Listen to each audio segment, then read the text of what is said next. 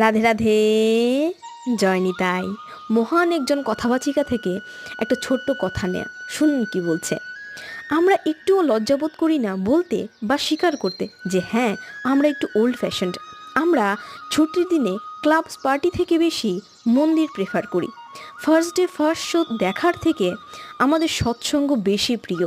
আমরা ফ্যাশনের নামে উল্টোপাল্টো কিছু করা থেকে কপালে তিলক আর গলায় কণ্ঠি ধারণ করতে বেশি পছন্দ করি।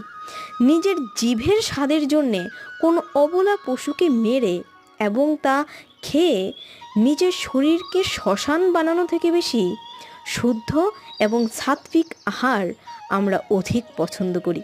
আর এগুলো যদি কাউর ওল্ড ফ্যাশন বলে মনে হয়, তাহলে হ্যাঁ, আমরা নির্দ্বিধায় বলতে পারি আমরা একটু ওল্ড ফ্যাশনড।